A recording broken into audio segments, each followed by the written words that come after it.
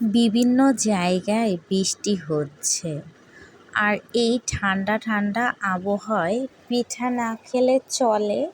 ঠান্ডার সময় নাকি পিঠা খেলে অনেক ভালো লাগে। সেটা ছোটোবেলা থেকে শুনে আসছি। সবাই বলে যে বর্ষার মৌসুমে যদি পিঠা খায় তাহলে পিঠার স্বাদটা দ্বিগুণ মনে হয়, আর অন্য টাইমে নাকি পিঠা খেলে ওভাবে মজা লাগে না। তাই আজকে আমরা কাঁঠালের পিঠা তৈরি করব।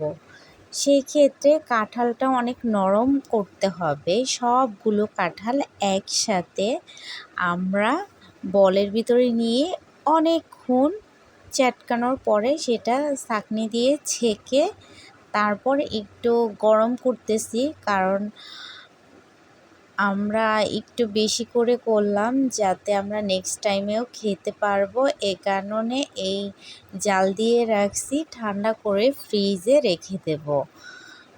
ফ্রিজে অর্ধেকটা রেখে দিছি, আর অর্ধেকটা দিয়ে আমরা পিঠা তৈরি করব। পিঠা তৈরি করার জন্য সব কিছু রেডি করে ফেললাম, সাথে চালের গুঁড়া, আটা, চিনি, হালকা লবণ, এর সাথে কাঁঠালের রস দিয়েছি। সব একসাথে মিক্স করার পরেই কিন্তু আমরা কাঁঠালের পিঠা তৈরি করব। এই যে গোল গোল কাঁঠালের পিঠা হয়ে গেছে। অবশ্যই আমি সুন্দর করে দিতে পারছি না, তাই পিঠাগুলো এরকম হচ্ছে। এক একজনে এক একভাবে প্রথমে যে কোনো কিছু তৈরি করতে গেলে কিন্তু এলোমেলো হয়।